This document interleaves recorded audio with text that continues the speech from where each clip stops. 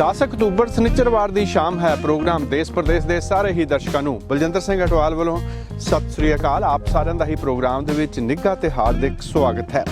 पतझड़ ਦੇ नज़ारे हाँ जी, हमेशा की तरह अज के प्रोग्राम ਦੇ ਵਿੱਚ पूरी वैरायटी होगी।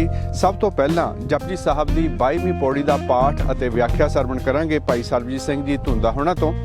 और इस तो इलावा पंजाब दे विच जिहड़ा किसानी संघर्ष चल रहा है उस दे नाल संबंधित एक गीत भी शामिल करांगे। पिछले हफ्ते कुकिंग सैगमेंट पेश करना सी रेड FM रसोई, जिहड़ा असीं नहीं पेश कर सके, वो भी अज दे प्रोग्राम दे विच शामिल करांगे। बाकी कानूनी नुकतिਆਂ तो जानकारी हर महीने दित्ती जाती है, जिस दे विच हरजिंदर सिंह थिंद होना दे नाल शामिल हुंदे हन कैनेडा के प्रसिद्ध क्रिमिनल वकील ब्रिज मोहन जी। और प्रोग्राम के आखिर दे विच पंजाबी के सदाबहार गीतों के विचों एक गीत भी शामिल किया जाएगा। हाँ, कैनेडा का इतिहास इसकी चौथी कड़ी भी पेश की जाएगी। पातालां पाताल लख आगाशां आगाश, ओढ़क ओढ़क भाल थके वेद कहन एक वात, सैस 18 कहन कतेबां असूलु एक धात, लेखा होए तां लिखिए लेखा होए विनाश, नानक वड्डा आखिए आपे जाणै आप। वाहिगुरू जी का खालसा वाहिगुरू जी की फतेह। अज आपां 22 नंबर पौड़ी का पाठ सरवण किया है। 21 नंबर पौड़ी तक आपां विचार साझी कर चुके हाँ।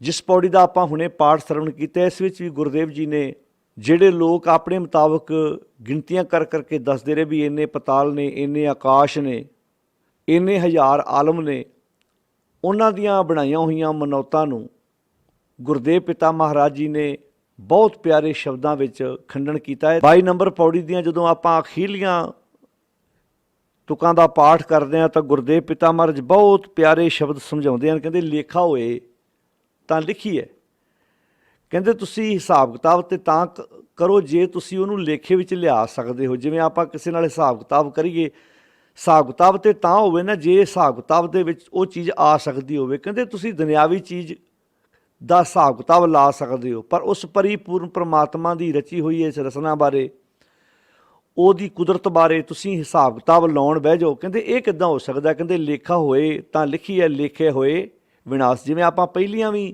ਜਿੰਨੀਆਂ ਅਜੇ ਤੱਕ ਪੌੜੀਆਂ ਕੀਤੀਆਂ ਨੇ, ਆਪਾਂ ਅਖੀਰਲੀਆਂ ਤੁਕਾਂ ਤੋਂ ਵਿਚਾਰ ਆਰੰਭ ਕਰਦੇ ਹਾਂ ਤਾਂ ਕਿ ਸਾਨੂੰ ਗੱਲ ਛੇਤੀ ਸਮਝ ਪੈ ਜਾਏ ਕਿ ਗੁਰਦੇਵ ਜੀ ਇਸ ਪੌੜੀ ਵਿੱਚ ਕੀ ਕਹਿ ਰਹੇ ਨੇ। ਇੱਕ ਚੀਜ਼ ਤੁਸੀਂ ਨੋਟ ਕੀਤੀ ਹੋਣੀ ਆ, ਪਹਿਲੀ ਪੌੜੀ ਤੋਂ ਲੈ ਕੇ ਇੱਕ ਪ੍ਰਕਰਨ ਚੱਲ ਰਿਹਾ ਹੈ। ਗੁਰਦੇਵ ਮਹਾਰਾਜ ਸਾਨੂੰ ਸਚਿਆਰਾ ਬਣਨ ਵਾਸਤੇ ਜਿਹੜੀ ਜਿਹੜੀ ਚੀਜ਼ ਸਾਡੀ ਜ਼ਿੰਦਗੀ 'ਚ ਰੁਕਾਵਟ ਖੜੀ ਕਰਦੀ ਹੈ ਉਹ ਸਾਨੂੰ ਸਮਝਾਉਣ ਦਾ ਯਤਨ ਕੀਤਾ ਹੈ ਵੀ ਅਸੀਂ ਆਪਣੀ ਜ਼ਿੰਦਗੀ 'ਚ ਹਉਮੈ ਤੋਂ ਰਹਿਤ ਹੋ ਕੇ ਸਚਿਆਰੇ ਬਣਨ ਦੀ ਕੋਸ਼ਿਸ਼ ਕਰਨਾ। ਅਤੇ ਅਸੀਂ ਸਾਡੀ ਜ਼ਿੰਦਗੀ ਦਾ ਇਹ ਟਾਰਗੇਟ ਨਹੀਂ ਹੈ, ਮਨੋਰਥ ਨਹੀਂ ਹੈ ਵੀ ਅਸੀਂ ਉਹਦਾ ਅੰਤ ਲੱਭਣਾ ਹੈ, ਕਿਉਂਕਿ ਜਿਨ੍ਹਾਂ ਨੇ ਵੀ ਉਹਦਾ ਅੰਤ ਲੱਭਣ ਦੀ ਕੋਸ਼ਿਸ਼ ਕੀਤੀ ਉਹਨਾਂ ਦਾ ਜ਼ਿਕਰ ਗੁਰਦੇਵ ਜੀ ਪਿੱਛੇ ਕਰ ਆਏ ਨੇ। ਭਾਵੇਂ ਆਪਾਂ ਜਦੋਂ ਗਿਣਤੀ ਵਾਸਤੇ ਸ਼ਬਦ ਵਰਤਦੇ ਹਾਂ 100 1000 ਲੱਖ ਕਰੋੜ ਅਰਬ ਖਰਬ, ਗੁਰਦੇਵ ਜੀ ਪਹਿਲੀਆਂ ਪੌੜੀਆਂ ਵਿੱਚ ਜਿਹੜੀਆਂ ਪਹਿਲੀਆਂ ਪੌੜੀਆਂ ਆਈਆਂ ਨੇ 17 18 19 ਉਹਨਾਂ ਪੌੜੀਆਂ ਵਿੱਚ ਅਸੰਖ ਸ਼ਬਦ ਦੀ ਵਰਤੋਂ ਕੀਤੀ ਹੈ। ਤੋ ਅਸੰਖ ਸ਼ਬਦ ਵਰਤ ਕੇ ਵੀ ਗੁਰਦੇਵ ਜੀ ਨੇ ਬਾਅਦ ਵਿੱਚ ਅਖੀਰਲੀ ਪੌੜੀ ਜਦੋਂ ਮਹਾਰਾਜ ਨੇ ਜਦੋਂ 19 ਨੰਬਰ ਪੌੜੀ ਵਿੱਚ ਇਹ ਗੱਲ ਕਹਿ ਦਿੱਤੀ ਕਿ ਅਸੰਖ ਕਹੇ ਸਿਰ ਭਾਰ ਹੋਏ। ਭਾਵੇਂ ਅਸੰਖ ਜਿੱਥੇ ਕੋਈ ਜਿਹਦੇ ਵਾਸਤੇ ਕੋਈ ਗਿਣਤੀ ਵਾਲਾ ਸ਼ਬਦ ਹੀ ਨਹੀਂ, ਮਹਾਰਾਜ ਕਹਿੰਦੇ ਜੇ ਅਸੰਖ ਸ਼ਬਦ ਵੀ ਕਹਿ ਦਈਏ ਤਾਂ ਫਿਰ ਵੀ ਸਿਰ 'ਤੇ ਭਾਰ ਚੁੱਕਣ ਵਾਲੀ ਗੱਲ ਹੈ। ਭਾਵ ਤੁਸੀਂ ਉਹਦੇ ਵਾਸਤੇ ਕੋਈ ਸ਼ਬਦ ਲੱਭ ਹੀ ਨਹੀਂ ਸਕਦੇ। ਤਾਂ ਪਾਤਸ਼ਾਹ ਇਸ ਪੌੜੀ ਵਿੱਚ ਜਿਹੜੀ ਗੱਲ ਸਮਝਾਉਂਦੇ, ਕਹਿੰਦੇ ਲੇਖਾ ਹੋਏ ਤਾਂ ਲਿਖੀ ਹੈ। ਕਹਿੰਦੇ ਹਿਸਾਬ ਕਿਤਾਬ ਕਰਨ 'ਤੇ ਤਾਂ ਬੈਠੋ ਵੀ ਜੇ ਤੁਸੀਂ ਉਹਨੂੰ ਲੇਖੇ ਵਿੱਚ ਲਿਆ ਸਕਦੇ ਹੋ। ਲੇਖੇ ਹੋਏ ਵਿਨਾਸ਼, ਲੇਖੇ ਵੀ ਖਤਮ ਹੋ ਜਾਂਦੇ ਨੇ, ਭਾਵ ਉਹ ਲੇਖਿਆਂ ਤੋਂ ਬਾਹਰ ਆਏ, ਤੁਸੀਂ ਉਹਨੂੰ ਕਿਸੇ ਹੱਦ ਬੰਨੇ ਵਿੱਚ ਨਹੀਂ ਲਿਆ ਸਕਦੇ। ਅਤੇ ਪਾਤਸ਼ਾਹ ਅੱਗੇ ਬਖਸ਼ਿਸ਼ ਕਰਦੇ ਨੇ, ਨਾਨਕ ਵੱਡਾ ਆਖੀਐ ਆਪੇ ਜਾਣੇ ਆਪ। ਉਹ ਉਹ ਮਾਲਕ ਜਿਹੜਾ ਆਪਣੇ ਆਪ 'ਚ ਵੱਡਾ ਹੈ, ਕਹਿੰਦੇ ਉਹਨੂੰ ਤੁਸੀਂ ਕਿਵੇਂ ਵੱਡਾ ਕਰ ਸਕਦੇ ਹੋ। ਗੁਰਦੇਵ ਨੇ ਬਾਣੀ 'ਚ ਲਿਖਿਆ, ਜੇ ਸਭ ਮਿਲ ਕੇ ਆਖਣ ਪਾਹੇ ਵੱਡਾ ਨਾ ਹੋਵੇ ਘਾਟ ਨਾ ਜਾਏ। ਜੇ ਸਾਰੀ ਦੁਨੀਆ ਇੱਕ ਜ਼ੁਬਾਨ ਹੋ ਕੇ ਕਵੇ ਪਰਮੇਸ਼ਰ ਜੀ ਤੁਸੀਂ ਬਹੁਤ ਵੱਡੇ ਹੋ, ਤੁਸੀਂ ਬੇਅੰਤ ਹੋ, ਤੇ ਸਾਡੇ ਇਦਾਂ ਕਹਿਣ ਨਾਲ ਉਸ ਮਾਲਕ ਨੇ ਵੱਡੇ ਨਹੀਂ ਹੋ ਜਾਣਾ, ਕਿਉਂਕਿ ਇਹ ਇਨਸਾਨ ਹੀ ਹੈ ਜਿਹੜਾ ਕਿਸੇ ਦੇ ਕਹਿਣ ਨਾਲ ਵੱਡਾ ਹੁੰਦਾ ਹੈ ਤੇ ਕਿਸੇ ਦੇ ਕਹਿਣ ਨਾਲ ਛੋਟਾ ਹੁੰਦਾ। ਤੁਸੀਂ ਆ ਜਿੰਨੀਆਂ ਪੌੜੀਆਂ ਪਿੱਛੋਂ ਆਪਾਂ ਪੜ੍ਹਦੇ ਆ ਰਹੇ ਹਾਂ ਸਾਧ ਸੰਗਤ, ਜਾਂ ਅੱਗੇ ਵਿਚਾਰਾਂਗੇ, ਹਰ ਪੌੜੀ ਦਾ ਜਿਹੜਾ ਬੇਸ ਹੈ, ਜਿਹੜੀ ਵਿਚਾਰ ਹੈ, ਉਹ ਇੱਕ ਦੂਜੇ ਨਾਲ ਰਲਦੀ ਹੈ ਕਿ ਇੱਥੇ ਬਹੁਤ ਆਏ ਅੰਤ ਪਾਉਣ ਵਾਲੇ, ਪਰ ਉਹ ਅੰਤ ਪਾਉਂਦੇ ਪਾਉਂਦੇ ਥੱਕ ਗਏ, ਪਰ ਕਿਸੇ ਨੇ ਉਸ ਦਾ ਅੰਤ ਨਹੀਂ ਪਾਇਆ। ਤੋ ਖੈਰ ਮਹਾਰਾਜ ਕਹਿੰਦੇ ਲੇਖਾ ਹੋਏ ਤਾਂ ਲਿਖੀ ਹੈ, ਲੇਖਾ ਹੋਏ ਵਿਨਾਸ਼ ਨਾਨਕ, ਵੱਡਾ ਆਖੀ ਹੈ ਆਪੇ ਜਾਣੈ ਆਪ। ਉਹ ਆਪ ਜਾਣਦਾ ਹੈ ਉਹਦਾ ਪਸਾਰਾ ਕਿੱਡਾ ਵੱਡਾ ਹੈ। ਹਾਂ, ਹੁਣ ਜਿਹੜੇ ਲੋਕ ਅੰਦਾਜ਼ਾ ਲਾਉਂਦੇ ਸੀ, ਗੁਰਦੇਵ ਜੀ ਨੇ ਇਸ 22 ਨੰਬਰ ਪੌੜੀ ਵਿੱਚ ਉਹਨਾਂ ਦੀ ਗੱਲ ਕੀਤੀ ਹੈ, ਜਿਵੇਂ ਪਾਤਾਲਾਂ ਪਾਤਾਲ ਲੱਖ ਆਗਾਸ਼ਾਂ ਆਗਾਸ਼। ਹੁਣ ਇਹ ਜਦੋਂ ਅਸੀਂ ਆਮ ਸਾਡੇ ਗੁਰਦੁਆਰਿਆਂ ਵਿੱਚ ਕਈ ਵਾਰੀ ਸਾਡੇ ਬੁਲਾਰੇ ਜਾਂ ਆਮ ਸਾਡਿਆਂ ਗੁਰਦੁਆਰਿਆਂ 'ਚ ਇਹ ਗੱਲ ਬੋਲੀ ਜਾਂਦੀ, ਵੇਖੋ ਸਾਧ ਸੰਗਤ ਗੁਰੂ ਸਾਹਿਬ ਜੀ ਨੇ ਕਹਿ ਦਿੱਤਾ ਕਿ ਲੱਖਾਂ ਪਤਾਲ ਨੇ ਤੇ ਲੱਖਾਂ ਆਕਾਸ਼ ਨੇ। ਇਹ ਗੱਲ ਗੁਰੂ ਨਾਨਕ ਸਾਹਿਬ ਨੇ ਨਹੀਂ ਕਹੀ। ਇਹ ਦੂਜੇ ਮਤਾਂ ਦੇ ਲੋਕ ਆਉਂਦੇ ਸੀ ਵੀ ਲੱਖਾਂ ਪਤਾਲ। ਹੁਣ ਧਿਆਨ ਨਾਲ ਸੁਣਿਆ ਇਸ ਪੌੜੀ ਨੂੰ, 22 ਨੰਬਰ ਪੌੜੀ ਹੈ, ਪਾਤਾਲਾਂ ਪਾਤਾਲ ਲੱਖ। ਇਹ ਸ਼ਬਦ ਜਿਹੜਾ ਲੱਖ ਹੈ ਦੇਲੀ ਦੀਪਕ ਹੈ। ਜਿਵੇਂ ਆਪਾਂ 732 ਨੰਬਰ ਅੰਕ ਤੇ ਸੂਹੀ ਰਾਗ ਦਾ ਸ਼ਬਦ ਆਪਾਂ ਪੜ੍ਹਦੇ ਹਾਂ, ਹਰ ਹਰ ਕਰੈ ਨਿਤ ਕਪਟ ਕਮਾਵੇਂ। ਉਹਦਾ ਨਿਤ ਸ਼ਬਦ ਹੈ ਦੇਲੀ ਦੀਪਕ ਹੈ, ਵੀ ਹਰੀ ਹਰੀ ਵੀ ਨਿਤ ਕਰੀ ਜਾਂਦਾ ਤੇ ਕਪਟ ਵੀ ਨਿਤ ਕਰੀ ਜਾਂਦਾ। ਦੇਲੀ, ਜਿਵੇਂ ਆਪਾਂ ਪਿੱਛੇ ਗੱਲ ਕਰ ਹੀ ਆਏ ਹਾਂ ਵੀ ਦੇਲੀ ਦੀਪਕ ਦਾ ਭਾਵ ਹੈ ਵੀ ਜਿਵੇਂ ਦਹਲੀਜ਼, ਦਰਵਾਜ਼ੇ ਦੀ ਦਹਲੀਜ਼ ਤੇ ਇੱਕ ਦੀਵਾ ਜਗਾਇਆ ਜਾਂਦਾ ਸੀ, ਉਹ ਅੰਦਰ ਵੀ ਚਾਨਣ ਕਰਦਾ ਸੀ, ਕਮਰੇ ਦੇ ਰੂਮ ਦੇ ਅੰਦਰ ਵੀ ਚਾਨਣ ਕਰਦਾ ਸੀ ਤੇ ਰੂਮ ਦੇ ਬਾਹਰ ਵੀ ਚਾਨਣ ਕਰਦਾ ਸੀ।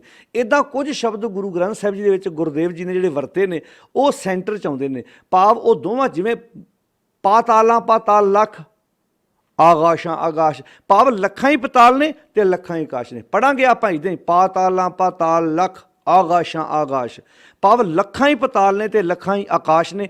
ਇਹ ਦੂਜੇ ਮਤਾਂ ਦੇ ਲੋਕ ਇਹ ਗੱਲ ਕਹਿੰਦੇ ਸੀ। ਅੱਗੇ ਕਹਿੰਦੇ ਓੜਕ ਓੜਕ ਭਾਲ ਥਕੇ ਵੇਦ ਕਹਿਣ ਇੱਕ ਬਾਤ। ਹਿੰਦੂਇਜ਼ਮ ਦੇ ਅੰਦਰ ਇਹ ਮੰਨਿਆ ਗਿਆ, ਉਹਨਾਂ ਦੇ ਆਪਣੇ ਅੰਦਾਜ਼ੇ ਨੇ, ਉਹ ਇੱਦਾਂ ਲੱਖਾਂ ਪਤਾਲ ਤੇ ਲੱਖਾਂ ਆਕਾਸ਼ ਦੀ ਗੱਲ ਕਰਦੇ ਨੇ। ਵੈਸੇ ਜਿਵੇਂ ਆਪਾਂ ਪਿੱਛੇ ਵੀ ਪੜ੍ਹਦੇ ਆ ਰਹੇ ਹਾਂ, ਪਿੱਛੇ ਵੀ ਆਪਾਂ ਵਿਚਾਰ ਕਰਦੇ ਆ ਰਹੇ ਹਾਂ ਕਿ ਸ੍ਰਿਸ਼ਟੀ ਦੇ ਆਕਾਰ ਬਾਰੇ, ਇਸ ਕਾਇਨਾਤ ਨੂੰ ਸਿਰਜਣ ਬਾਰੇ ਸਾਰਿਆਂ ਨੇ ਆਪਣੇ ਆਪਣੇ ਅੰਦਾਜ਼ੇ ਲਾਏ। ਓੜਕ ਓੜਕ ਭਾਲ ਥਕੇ, ਭਾਲ ਭਾਲ ਕੇ ਭਾਵ ਅੰਤ ਅੰਤ ਥੱਕ ਗਏ, ਪਰ ਕਹਿੰਦੇ ਕਿਸੇ ਕੋਲੋਂ ਅੰਦਾਜ਼ਾ। ਵੇਦ ਕਹਿਣ ਇੱਕ ਬਾਤ, ਉਹਨਾਂ ਦੇ ਧਾਰਮਿਕ ਗ੍ਰੰਥ ਵੀ ਅੰਦਾਜ਼ਾ ਲਾਉਂਦੇ ਥੱਕ ਗਏ, ਕਿਸੇ ਕੋਲੋਂ ਉਸ ਮਾਲਕ ਦਾ ਥਾ ਅੰਦਾਜ਼ਾ ਨਹੀਂ ਲੱਗਾ ਵੀ ਉਹ ਕਿੱਡਾ ਵੱਡਾ ਹੈ। ਇਹ ਹਿੰਦੂਇਜ਼ਮ ਦੇ ਉਹਨਾਂ ਦੇ ਆਪਣੇ ਅੰਦਾਜ਼ੇ ਨੇ। ਜਿਵੇਂ ਪਹਿਲੀਆਂ ਸ਼ਬਦਾਂ ਵਿੱਚ ਗੁਰਦੇਵ ਜੀ ਨੇ ਜਿਨ੍ਹਾਂ ਮੱਤਾਂ ਦੇ ਵੱਖਰੇ ਵੱਖਰੇ ਖਿਆਲ ਸੀ, ਉਹਨਾਂ ਨੂੰ ਇਹਨਾਂ ਪੌੜੀਆਂ ਵਿੱਚ ਬਿਆਨ ਕੀਤਾ। ਵੇਖੋ ਲੜੀ ਕਿੱਦਾਂ ਪਰੋਈ ਹੈ। ਪਾਤਸ਼ਾਹ ਇੱਥੇ ਗੱਲ ਸਮਝਾਉਂਦੇ, ਪਾਤਾਲਾਂ ਪਾਤਾਲ ਲੱਖ ਆਗਾਸ਼ਾਂ ਆਗਾਸ਼,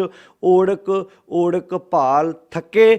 ਮਹਾਰਾਜ ਕਹਿੰਦੇ ਵੇਦ ਕਹਿਣ ਇੱਕ ਬਾਤ, ਉਹਨਾਂ ਦੇ ਧਾਰਮਿਕ ਗ੍ਰੰਥ, ਉਹਨਾਂ ਦੇ ਰਿਸ਼ੀ ਮੁਨੀ ਸਭ ਅੰਦਾਜ਼ੇ ਲਾ ਲਾ ਕੇ ਥੱਕ ਗਏ, ਪਰ ਕਿਸੇ ਕੋਲੋਂ ਵੀ ਉਹਦਾ ਅੰਤ ਨਹੀਂ ਪਿਆ। ਉਹ ਲੱਖਾਂ ਕਹਿੰਦੇ ਗਏ ਵੀ ਲੱਖਾਂ ਪਤਾਲ ਤੇ ਲੱਖਾਂ ਆਕਾਸ਼ ਹੈ। ਬਾਪੂ ਨੇ ਇੱਕ ਸ਼ਬਦ ਵਿੱਚ ਹੀ ਗੱਲ ਨਿਬੇੜਤੀ, ਕਹਿੰਦੇ ਲੇਖਾ ਹੋਏ ਤਾਂ ਲਿਖੀਏ। ਵੀ ਕਮਲਿਓ ਲੇਖਾ ਤੇ ਤਾਂ ਕਰੋ ਜੇ ਤੁਸੀਂ ਉਹਨੂੰ ਲੇਖੇ ਵਿੱਚ ਲਿਆ ਸਕਦੇ ਹੋ। ਫਿਰ ਉਸ ਤੋਂ ਬਾਅਦ ਜਿਹੜੇ ਸ਼ਾਮਤ ਦੀਆਂ ਕਿਤਾਬਾਂ ਜਿਹੜੇ ਉਹਨਾਂ ਦੇ ਧਾਰਮਿਕ ਗ੍ਰੰਥ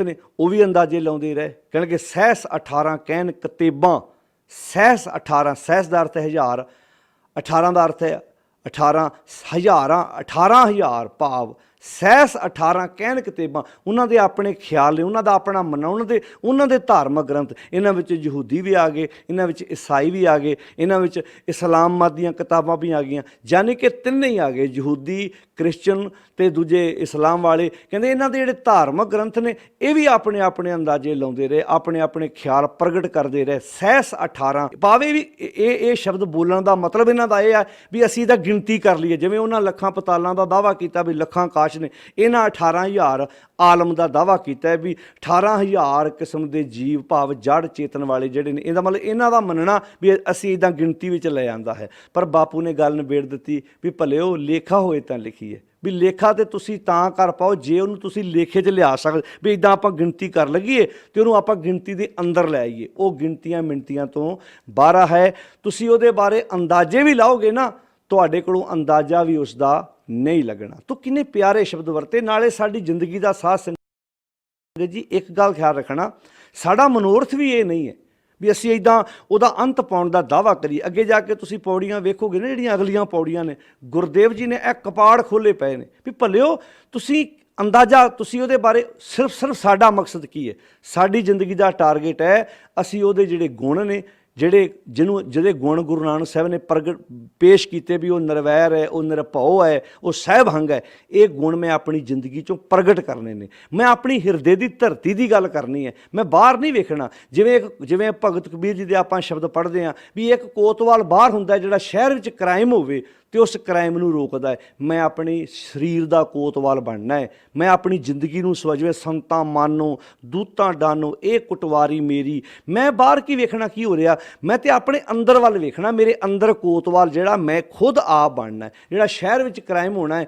ਠੀਕ ਹੈ, ਜਦੋਂ ਮੈਂ ਆਪਣੇ ਅੰਦਰ ਦੇ ਕ੍ਰਾਈਮ ਨੂੰ ਰੋਕ ਪਾਵਾਂਗਾ ਫਿਰ ਬਾਹਰ ਦੇ ਕ੍ਰਾਈਮ ਨੂੰ ਰੋਕਣ ਵਿੱਚ ਵੀ ਮੈਂ ਜ਼ਰੂਰ ਇੱਕ ਦੂਜੇ ਦੀ ਹੈਲਪ ਕਰਾਂਗਾ, ਸਾਥ ਦੇਵਾਂਗਾ। ਜੇ ਮੇਰੇ ਅੰਦਰ ਦਾ ਨਗਰ ਸਾਫ਼ ਹੋਇਆ, ਯਾਦ ਰੱਖਣਾ ਜਦੋਂ ਬੰਦਾ ਆਪਣੇ ਅੰਦਰ ਨੂੰ ਸਾਫ਼ ਕਰਦਾ ਨਾ, ਉਹਨੂੰ ਘਰ ਵੀ ਸਾਫ਼ ਸੁਥਰਾ ਕਰਨਾ ਚੰਗਾ ਲੱਗਦਾ।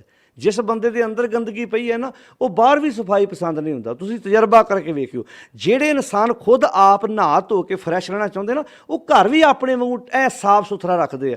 ਜਿਹੜੇ ਬੰਦੇ ਆਪ ਲਿਬੜੇ ਤਬੜੇ ਆਲਸ, ਜਿਨ੍ਹਾਂ ਨੂੰ ਕਹਿ ਕੇ ਤੁਹਾਨੂੰ ਕਹਿਣਾ ਪਵੇ ਤੂੰ ਇੰਜ ਕਰ ਲਾ ਭਾਈ, ਉਹ ਫਿਰ ਉਹ ਉੱਦਾਂ ਦੀ ਸੋਚ ਵਾਲੇ, ਉੱਦਾਂ ਦਾ ਮਾਹੌਲ ਵਿੱਚ ਰਹਿਣਾ ਗਿੱਝ ਜਾਂਦੇ ਨੇ। ਤੋਂ ਪਾਤਸ਼ਾਹ ਨੇ ਬਹੁਤ ਪਿਆਰੇ ਸ਼ਬਦ ਸਾਡੇ ਵਾਸਤੇ ਵਰਤੇ ਨੇ।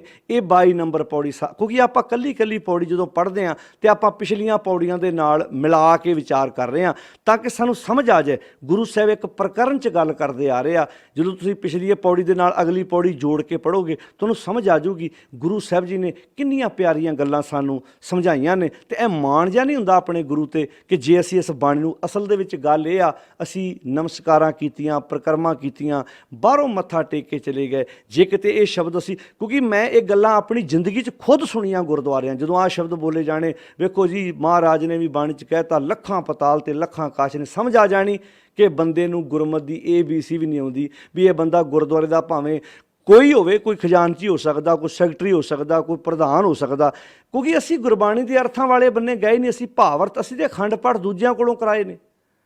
ਅਜੇ ਤਾਂ ਸਿੱਖ ਨੂੰ ਇਹ ਸਮਝਾਉਣਾ ਪੈ ਰਿਹਾ ਵੀ ਭਾਈ ਪਾਠ ਦੇ ਨਾਲ ਤੁਸੀਂ ਮਤਲਬ ਕੀਰਤਨ ਕਥਾ ਨਾ ਕਰਾਓ, ਉਹ ਵੀ ਕਰਵਾਈ ਜਾ ਰਹੀ, ਕਿਉਂਕਿ ਨਹੀਂ ਪਤਾ, ਬੇਸਿਕ ਗੱਲਾਂ ਦਾ ਹੀ ਨਹੀਂ ਸਾਨੂੰ ਪਤਾ ਵੀ ਮਨ ਇੱਕ ਹੈ ਸਾਡਾ। ਕਲਾਸ ਵਿੱਚ ਵੀ ਇੱਕ ਵਕਤ ਇੱਕੋ ਟੀਚਰ ਪੜ੍ਹਾ ਸਕਦਾ। ਤੋਂ ਆਹ ਗੱਲਾਂ ਉਦੋਂ ਸਮਝ ਆਉਣਗੀਆਂ ਜਦੋਂ ਅਸੀਂ ਵਕਤ ਕੱਢਾਂਗੇ, ਸਮਾਂ ਕੱਢਾਂਗੇ ਤੇ ਇਹਨਾਂ ਗੱਲਾਂ ਨੂੰ ਸਮਝ ਪਾਵਾਂਗੇ। ਫਿਰ ਇੱਕ ਵਾਰੀ ਦੁਬਾਰਾ ਦੁਹਰਾ ਦਿਆਂ, ਇਹ 22 ਨੰਬਰ ਪੌੜੀ ਜਿਸ ਦੀ ਆਪਾਂ ਹੁਣੇ ਵਿਚਾਰ ਸਾਂਝੀ ਕੀਤੀ ਹੈ, ਇਹਦੇ ਵਿੱਚ ਗੁਰਦੇਵ ਜੀ ਕਹਿੰਦੇ ਨੇ ਲੇਖਾ ਹੋਏ, ਭਾਵ ਹਿਸਾਬ ਕਿਤਾਬ ਤਾਂ ਕਰੀਏ, ਲੇਖਾ ਹੋਏ ਤਾਂ ਲਿਖੀਏ। ਕਹਿਣ ਲੱਗੇ ਜੇ ਤੁਸੀਂ ਉਹਨੂੰ ਲੇਖੇ ਵਿੱਚ ਲਿਆ ਸਕਦੇ ਹੋ, ਉਹਦੇ ਬਾਰੇ ਤਾਂ ਪਿੱਛੇ ਸ਼ਬਦ ਵਰਤ ਆਏ ਨੇ ਵੀ ਅਸੰਖ ਕਹੇ, ਅਸੰਖ ਸ਼ਬਦ ਦਾ ਅਰਥ ਜਿਹੜਾ ਮੈਥ ਗਿਣਤੀ ਮਿਣਤੀ ਤੋਂ ਹੀ ਬਾਹਰ ਹੋ ਗਿਆ, ਜਿੱਥੇ ਖਤਮ ਹੀ ਹੋ ਗਿਆ ਸ਼ਬਦ। ਤੁਸੀਂ ਤਾਂ ਉਹਨੂੰ ਅੰਦਾਜ਼ਾ ਵੀ ਅਸੰਖ ਸ਼ਬਦ ਜਿੱਥਾ ਗਿਣਤੀ ਵਾਸਤੇ ਵੀ ਨਹੀਂ ਆਇਆ ਸ਼ਬਦ, ਉਹ ਭਾਵ ਅਸੰਖ ਕਰੋੜ ਅਰਬ ਖਰਬ ਸਾਰਾ ਕੁਝ ਹੀ ਖਤਮ ਹੋ ਗਿਆ। ਲਫ਼ਜ਼ ਅਸੰਖ ਵਰਤ ਦਿੱਤਾ।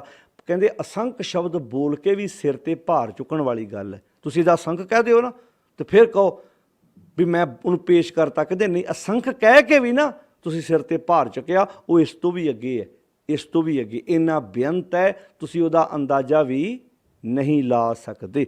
ਇਸ ਕਰਕੇ ਲੇਖਾ ਹੋਏ ਤਾਂ ਲਿਖੀਏ, ਲਿਖ ਹੋਏ ਵਿਨਾਸ਼ ਨਾਨਕ ਵੱਡਾ ਆਖੀਏ। ਮਹਾਰਾਜ ਕਹਿੰਦੇ ਨੇ ਆਪੇ ਜਾਣੇ, ਉਹ ਆਪ ਜਾਣਦਾ। ਉਹ ਸਹਿਬੰਗ ਜੋ ਹੈ ਉਹ ਆਪਣੇ ਬਾਰੇ ਆਪ ਜਾਣਦਾ, ਉਹ ਕਿੱਡਾ ਵੱਡਾ। ਮੈਂ ਹਰ ਪੌੜੀ ਤੋਂ ਅਖੀਰ ਤੇ ਇੱਕ ਸ਼ਬਦ ਬੋਲਦਾ, ਆਪ ਪੜ੍ਹੋ, ਆਪ ਸਮਝੋ, ਅਰਥਾਂ ਸਹਿਤ ਬਾਣੀ ਨੂੰ ਪੜ੍ਹੋ। ਜਦੋਂ ਆਪ ਵਿਚਾਰਾਂ ਚੱਲਦੀਆਂ ਨੇ, ਬਹੁਤ ਵੀਰਾਂ ਦੇ ਫੋਨ ਆਉਂਦੇ ਨੇ ਵੀ ਅਸੀਂ ਇਸ ਬਾਣੀ ਦਾ ਪਾਠ 20-25 ਮਿੰਟਾਂ 'ਚ ਕਰਕੇ ਗਾਂਹ ਜਾਂਦੇ ਸੀ, ਪਰ ਹੁਣ ਸਮਝ ਲੱਗਾ ਏਡਾ ਵੱਡਾ ਸਾਗਰ ਹੈ, ਏਡੀ ਵਧੀਆ ਗੱਲ ਸਤਿਗੁਰੂ ਜੀ ਨੇ ਕਹੀ ਆ।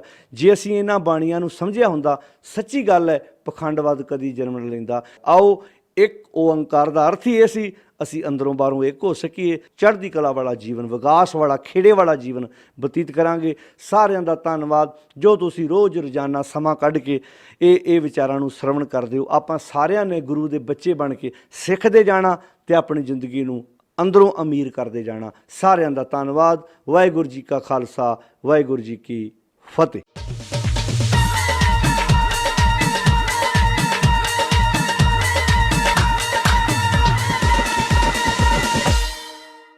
ਭਾਰਤ ਸਰਕਾਰ ਵੱਲੋਂ ਜਿਹੜੇ ਖੇਤੀ ਦੇ ਨਾਲ ਸੰਬੰਧਿਤ 3 ਆਰਡੀਨੈਂਸ ਪਾਸ ਕੀਤੇ ਗਏ ਹਨ, ਕਾਨੂੰਨ ਬਣ ਗਏ ਹਨ, ਉਹਨਾਂ ਦੇ ਖਿਲਾਫ ਰੋਸ ਮੁਜ਼ਾਹਰੇ ਅਤੇ ਧਰਨੇ ਜਿਹੜੇ ਹਨ ਦੁਨੀਆ ਭਰ ਦੇ ਵਿੱਚ ਜਾਰੀ ਹਨ।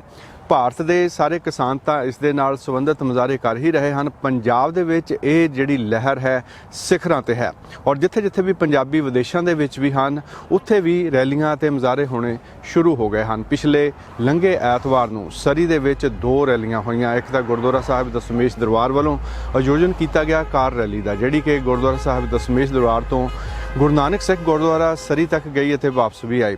ਤੇ ਉਧਰ professor Mohan Singh memorial foundation ਵੱਲੋਂ ਹਾਲੈਂਡ ਪਾਰਕ ਦੇ ਵਿੱਚ ਇੱਕ ਵਿਸ਼ਾਲ ਰੈਲੀ ਦਾ ਵੀ ਪ੍ਰਬੰਧ ਕੀਤਾ ਗਿਆ ਔਰ ਜਗ੍ਹਾ ਤੇ ਜਿਹੜੀਆਂ ਇਹ ਰੈਲੀਆਂ ਹੋਈਆਂ ਇਹਨਾਂ ਦੇ ਵਿੱਚ ਕਈ ਨੌਜਵਾਨਾਂ ਦੇ ਵਿੱਚ ਕਾਫੀ ਰੋਸ ਅਤੇ ਰੋਹ ਵੀ ਪਾਇਆ ਜਾ ਰਿਹਾ ਹੈ। ਜਿਸ ਤਰ੍ਹਾਂ ਅੜੀਅਲ ਸਰਕਾਰ ਕਿਸੇ ਵੀ ਗੱਲ ਨੂੰ ਸੁਣਨ ਦੇ ਵਾਸਤੇ ਤਿਆਰ ਨਹੀਂ ਹੈ।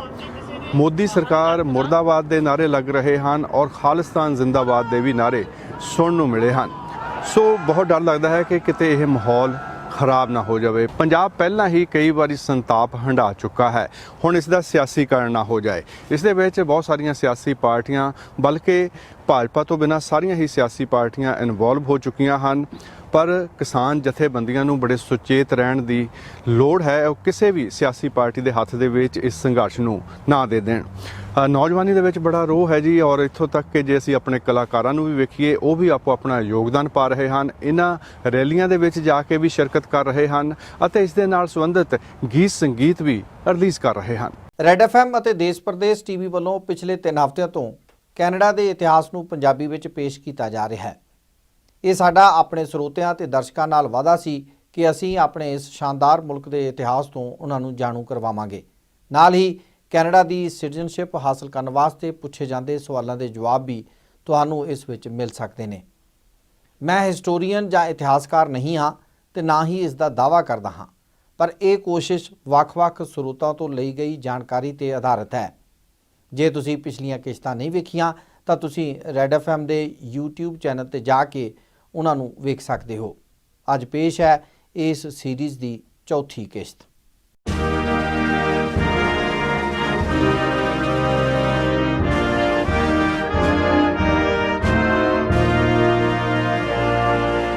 ਅਪਰ ਕੈਨੇਡਾ ਤੇ ਲੋਅਰ ਕੈਨੇਡਾ ਨੂੰ ਆਪੋ ਆਪਣੀ ਵਿਧਾਨ ਸਭਾ ਦੇ ਦਿੱਤੀ ਗਈ।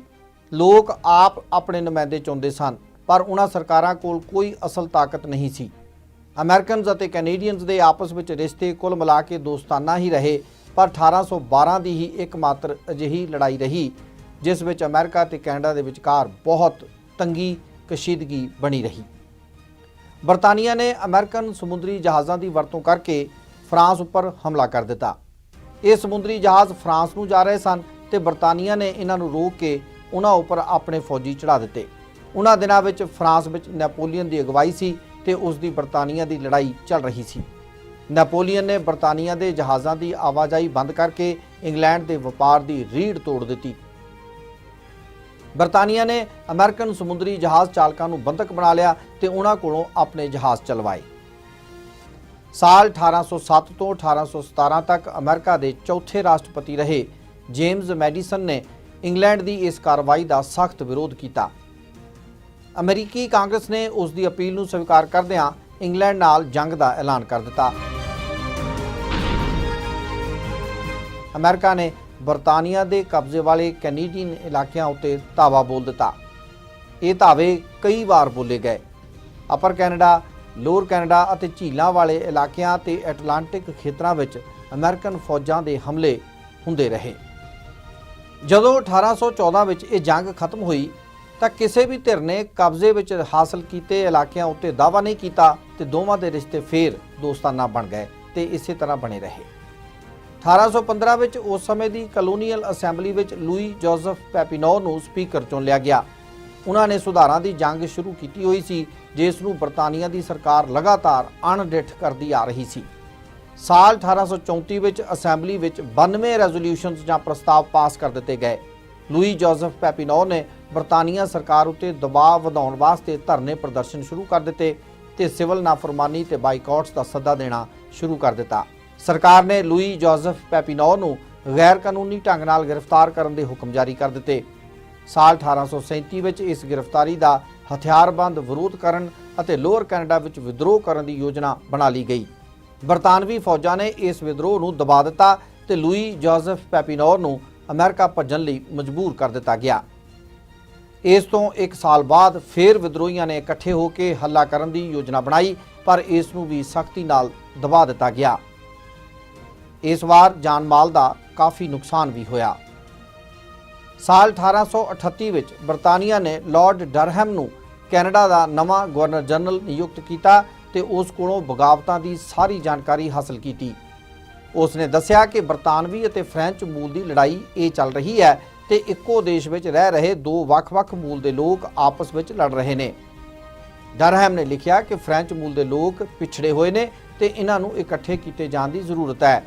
ਇਸ ਨਾਲ ਫ੍ਰੈਂਚ ਬੋਲਣ ਵਾਲੇ ਲੋਕ ਅੰਗਰੇਜ਼ੀ ਬੋਲਣ ਵਾਲਿਆਂ ਨਾਲ ਇੱਕਮਿਕ ਹੋ ਸਕਦੇ ਨੇ ਤੇ ਲੜਾਈ ਖਤਮ ਵੀ ਹੋ ਸਕਦੀ ਹੈ। ਇਹ ਉਹਨਾਂ ਦੀ ਸਲਾਹ ਸੀ। ਸਾਲ 1840 ਦੇ ਐਕਟ ਆਫ ਯੂਨੀਅਨ ਦੇ ਤਹਿਤ ਅਪਰ ਅਤੇ ਲੋਅਰ ਕੈਨੇਡਾ ਨੂੰ ਜੋੜ ਦਿੱਤਾ ਗਿਆ ਤੇ ਇਸ ਦਾ ਨਵਾਂ ਨਾਮ ਯੂਨਾਈਟਿਡ ਪ੍ਰੋਵਿੰਸ ਆਫ ਕੈਨੇਡਾ ਰੱਖ ਦਿੱਤਾ ਗਿਆ। ਆਖਰ 10 ਜੁਲਾਈ 1841 ਨੂੰ ਨਵਾਂ ਦੇਸ਼ ਹੋਂਦ ਵਿੱਚ ਆ ਗਿਆ। ਅਪਰ ਕੈਨੇਡਾ ਹੁਣ ਕੈਨੇਡਾ ਵੈਸਟ ਅਤੇ ਲੋਅਰ ਕੈਨੇਡਾ ਕੈਨੇਡਾ ਈਸਟ ਦੇ ਨਾਮ ਨਾਲ ਜਾਣਿਆ ਜਾਣ ਲੱਗਿਆ। ਦੋਵਾਂ ਨੂੰ 42 ਵਿਧਾਨ ਸਭਾ ਸੀਟਾਂ ਦੇ ਦਿੱਤੀਆਂ ਗਈਆਂ। ਅੰਗਰੇਜ਼ੀ ਭਾਸ਼ਾ ਸਰਕਾਰੀ ਭਾਸ਼ਾ ਬਣ ਗਈ ਤੇ ਫ੍ਰੈਂਚ ਉੱਤੇ ਪਾਬੰਦੀ ਲਗਾ ਦਿੱਤੀ ਗਈ। ਇਸੇ ਦੌਰਾਨ ਭਾਵੇਂ ਕਿ ਵਧੇਰੇ ਅੰਦਰੂਨੀ ਅਧਿਕਾਰ ਤੇ ਖੁਦਮੁਖਤਿਆਰੀ ਡੋਮੀਨੀਅਨ ਆਫ ਕੈਨੇਡਾ ਦੇ ਕੋਲ ਆ ਗਏ ਸਨ, ਪਰ ਫਿਰ ਵੀ ਇਹ ਬਰਤਾਨੀਆ ਦੀ ਕਲੋਨੀ ਹੀ ਬਣਿਆ ਰਿਹਾ ਤੇ ਬ੍ਰਿਟਿਸ਼ ਪਾਰਲੀਮੈਂਟ ਵਿੱਚ ਕੈਨੇਡਾ ਬ੍ਰਿਟੇਨ ਦਾ ਮਾਤਹਿਤ ਜਾਂ ਸਬਆਰਡੀਨੇਟ ਹੀ ਬਣ ਕੇ ਰਹਿ ਗਿਆ। ਬਾਕੀ ਅਗਲੀ ਕਿਸ਼ਤ ਵਿੱਚ। ਰੈਡ FM ਅਤੇ ਦੇਸ਼ ਪ੍ਰਦੇਸ਼ ਲਈ ਮੈਂ ਰਿਸ਼ੀ ਨਾਗਰ।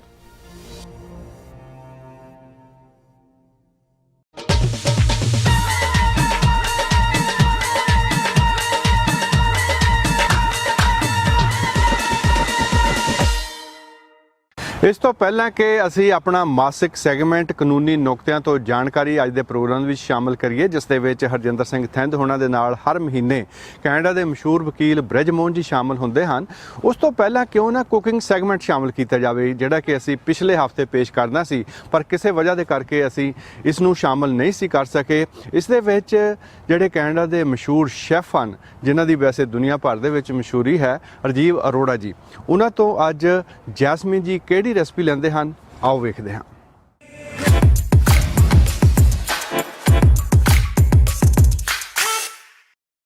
रेड FM रसोई में आपका सबका स्वागत है।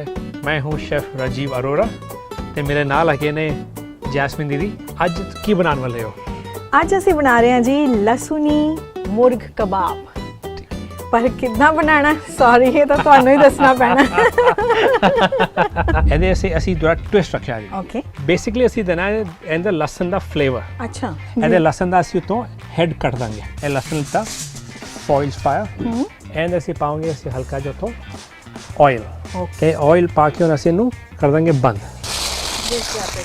ਹੁਣ ਇਹਨੂੰ ਤੁਸੀਂ ਪਾਣਾ ਹੈ ओवन के अंदर। ओके, ऑलमोस्ट कहूँगा 350 डिग्री ते अद्धे घंटे से छड़ देना ते ये निकलेगा इस तरह। हुण इहदी खुशबू लैके देखो। Very nice, this is amazing. ਇਹ ਤਾਂ ਇਦਾਂ ਲੱਗ ਰਿਹਾ ਕੋਈ ਆਇਲ ਜਿੱਦਾਂ ਬਣ ਗਿਆ ਹੁੰਦਾ ਨਾ, ਰਾਈਟ? ਯੈਸ। ਹੁਣ ਅਸੀਂ ਬੋਲ ਦੇ ਵਿੱਚ ਮਿਕਸ ਕਰ ਰਹੇ ਹਾਂ ਇਹਨੂੰ। 2 ਚਮਚੇ ਅਦਰਕ ਤੇ ਲਸਣ ਦਾ ਪੇਸਟ, 2 ਚਮਚੇ ਗ੍ਰੇਟਡ ਮੋਜ਼ਰੇਲਾ ਚੀਜ਼, ਅੱਧਾ ਕੱਪ ਹੈਵੀ ਕਰੀਮ, 2 ਅੰਡੇ, ਅੱਧਾ ਚਮਚਾ ਕਾਰਡਮਮ ਪਾਊਡਰ, 1 ਚਮਚ ਕਾਲੀ ਮਿਰਚ ਦਾ ਪਾਊਡਰ ਤੇ ਚਮਚੇ ਦਾ ਚੌਥਾ ਹਿੱਸਾ ਨਟਮੈਗ ਪਾਊਡਰ। ਨਾਲ ਇਹ ਅਸੀਂ ਪਾਣਾ ਉਹਨਾਂ ਅੰਦਰ ਕੌਰਨ ਸਟਾਰਚ। ਕੌਰਨ ਸਟਾਰਚ, ਸੋ ਇਹਦਾ ਕੀ ਪਰਪਸ ਹੈ ਪਾਉਣ ਦਾ ਕੌਰਨ ਸਟਾਰਚ ਦਾ? ਕੌਰਨ ਸਟਾਰਚ ਦਾ ਪਰਪਸ ਹੈਗਾ ਮੋਸਟਲੀ ਜਿਹੜੇ ਬਣਾਈਦਾ ਮੈਰੀਨੇਡ, ਹਮੇਸ਼ਾ ਪ੍ਰੋਬਲਮ ਆਉਂਦੀ ਕਿ ਮਸਾਲਾ ਫੜਦਾ ਨਹੀਂ, ਮਸਾਲੇ ਫੜੇ ਨਹੀਂ। ਕੌਰਨ ਸਟਾਰਚ ਪਾਉਣ ਨਾਲ ਉਹ ਮਸਾਲੇ ਨੂੰ ਚੰਗੀ ਤਰ੍ਹਾਂ ਮੈਰੀਨੇਟ ਕਰ ਦੇਗਾ ਤੇ ਨਾਲ ਜੋ ਚਿਕਨ ਹੋਏਗਾ ਚੰਗੀ ਤਰ੍ਹਾਂ ਮਸਾਲਾ ਫੜ ਲਏਗਾ, ਬਿਕਾਜ਼ ਉਹ ਥਿਕਨੈਸ ਆ ਜਾਏਗੀ ਉਹਦੇ ਨਾਲ। ਨਮਕ ਮਿਰਚ ਅਕੋਰਡਿੰਗ ਟੂ ਟੇਸਟ, ਨਿੰਬੂ ਦਾ ਤਾਜ਼ਾ ਰਸ, ਚੌਪਡ ਧਨੀਆ ਤੇ 2 ਹਰੀਆਂ ਮਿਰਚਾਂ ਦਾ ਬਰੀਕ ਬਰੀਕ ਕੁਤਰਾ ਇਹਦੇ ਚ ਆਪਾਂ ਪਾਉਣਾ ਨਾਲ। ਹੁਣ ਜਿਹੜਾ ਰੀਅਲ ਫਲੇਵਰ ਹੈ ਉਹ ਪਾਵਾਂਗੇ ਹੁਣ ਅਸੀਂ ਅੰਦਰ। ਇਹ ਤੁਸੀਂ ਦਬਾਇਆ ਅੰਦਰ, ਇਹ ਦੇਖੋ flavour. Can you see all the garlic coming out? This is the lasooni kebab. So ਇਹ ਆਪਾਂ ਕਿਹੜਾ ਚਿਕਨ ਯੂਜ਼ ਕਰ ਰਹੇ ਹਾਂ? Chicken thigh. Chicken thigh, okay. हाँ जी, इंटेंशन मैं जो बाबी करना मैं ब्रेस्ट अवॉइड करना जी। चिकन थाई में फैट टिश्यू ज़्यादा होता है, ਇਹਦੇ ਨਾਲ ਚਿਕਨ ਚੰਗਾ ਮੋਇਸਟ ਬਣਦਾ। ਹੁਣ ਮੈਰੀਨੇਟ ਕੀਤੇ ਜਿਹੜੇ ਟੁਕੜੇ ਆ ਇਹਨਾਂ ਨੂੰ ਆਪਾਂ 4-5 ਘੰਟੇ ਫ੍ਰਿਜ 'ਚ ਰੱਖਣਾ। ਕੁੱਕ ਕਰਨ ਤੋਂ ਅੱਧਾ ਘੰਟਾ ਪਹਿਲਾਂ ਫ੍ਰਿਜ 'ਚੋਂ ਕੱਢ ਲੈਣਾ। ਹੁਣ ਬਾਰਬੀਕਿਊ ਨੂੰ ਤਿਆਰ ਕਰਾਂਗੇ ਤੇ ਗਰਮ ਕਰਾਂਗੇ। ਸੋ ਰਾਜੀਵ ਜੀ ਆਪਣਾ ਚਿਕਨ ਰੈਡੀ ਹੈ ਬਾਰਬੀਕਿਊ ਕਰਨ ਵਾਸਤੇ। ਹਾਂਜੀ। ਤੇ ਇੱਕ ਚੀਜ਼ ਮੈਨੂੰ ਦੱਸੋ ਕਿ ਆਹ ਕੀ ਚੀਜ਼ ਤੁਸੀਂ ਇੱਥੇ ਰੱਖੀ ਹੋਈ ਹੈ? ਤੁਸੀਂ ਹਰ ਵਾਰੀ ਨਾ ਕੁਝ ਨਵੀਂ ਇੰਟਰਸਟਿੰਗ ਜਿਹੀ ਚੀਜ਼ ਲੈ ਕੇ ਆਉਂਦੇ ਹੋ, ਹੁਣ ਆਹ ਕੀ ਹੈ? जो नहीं मम्मी ये है जो डैडी की गल है उन्होंने हीरो बनाना है। Yes. ठीक है, ये हुन नया ट्रिक आएगा। अच्छा। हाँ जी, ये मैं लाया हुआ एप्पल वुड होंगे ना, Apple अपने जो wood। सेब होंगे हाँ, हाँ। ਉਹਦੇ वुड है। ਇਹ ਇਹਦੀ ਕਾਹਦੇ ਵਾਸਤੇ? ਇੰਟੈਂਸ਼ਨ ਹੈਗੀ ਹੈ हाँ ਹਾਂ जी। ਦੀਦੀ ਕਿ ਮੈਂ ਇਹਦੀ ਸਮੋਕੀ ਫਲੇਵਰ ਦਵਾਂਗਾ ਇਹਦਾ ਥੋੜਾ ਜਿਹਾ ਉਹ ਇਹਦੀ ਫ੍ਰੈਗਰੈਂਸ ਵਿੱਚ ਫ੍ਰੈਗਰੈਂਸ ਆਏਗੀ। हाँ जी, ਤੇ ਇਹਨੂੰ ਥੋੜਾ ਜਿਹਾ ਕਲੋਜ਼ ਕਰਕੇ ਫੇਰ ਬਣਾ ਦਾਂਗੇ ਥੋੜਾ ਜਿਹਾ। ਕਿ ਨਾਈਫ ਨਾਲ ਵੀ ਬਣਾ ਸਕਦੇ ਹੋ, ਮੈਂ ਹੱਥ ਨਾਲ ਲੱਗ ਕਰ ਦੇਣਾ ਥੋੜੇ ਜਿਹਾ ਸ਼ੇਪ ਬਣਾ ਕੇ। ਤੇ ਇਹਨੂੰ ਮੈਂ ਹਲਕਾ ਜਿਹਾ ਇੱਥੇ ਜੀ ਸਾਈਡਸ ਰੱਖਦਾ ਹਾਂ। ਅੱਛਾ, ਤੁਸੀਂ ਗ੍ਰਿਲ ਸਾਈਡ ਤੇ ਕਰ ਦਿੱਤੀ ਹੈ ਤੇ ਹਾਂਜੀ। ਉਹਦੇ ਵਿੱਚ ਰੱਖ ਦਿੱਤਾ ਇਹ ਹੈ। ਹੁਣ ਇੱਥੇ ਰੱਖਦਾ ਹਾਂ ਓਕੇ। ਤੇ ਇਹਦੀ ਹਲਕੀ ਜਿਹੀ ਹੁਣ ਸਮੋਕ ਆਣੀ ਸ਼ੁਰੂ ਹੋ ਜਾਏਗੀ। ਜਿਹੜੀ ਸਮੋਕ ਆਏਗੀ ਇਹਦੀ ਉਹ ਤੁਹਾਨੂੰ ਚੰਗਾ ਫਲੇਵਰ ਦੇ ਦੇਗੀ ਨਾਲ।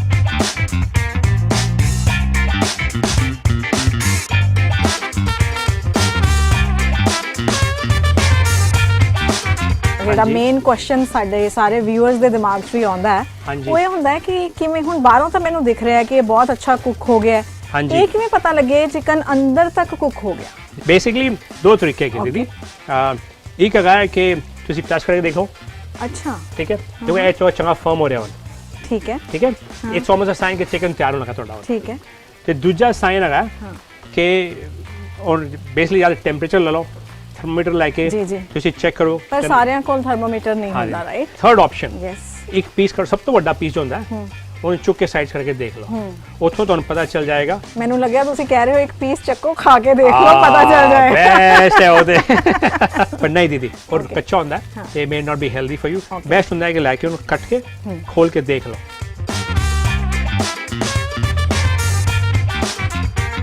ਸ਼ਿਮਲਾ ਮਿਰਚਾਂ ਕੱਟ ਲਓ, ਧਨੀਆ ਚੀਰ ਲਓ, ਪਿਆਜ਼ ਬਰੀਕ ਬਰੀਕ ਕੱਟ ਲਓ ਤੇ ਨਿੰਬੂ ਦੇ ਸਲਾਈਸ ਕੱਟ ਲਓ।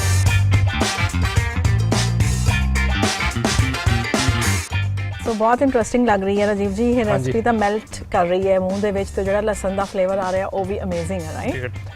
ਟਰਾਈ ਕਰੋ ਦੀਦੀ। ਅਮੇਜ਼ਿੰਗ, ਇਹਦਾ ਵੈਰੀ ਨਾਈਸ। ਇੱਕਦਮ ਚਮਚ ਨਾਲ ਟੁੱਟਦਾ ਹੈ ਜੀ, ਫॉरगेट ਨਾਈਫ। ਬਿਲਕੁਲ ਵਧੀਆ ਬਣਾਇਆ ਨਾ ਮੈਂ।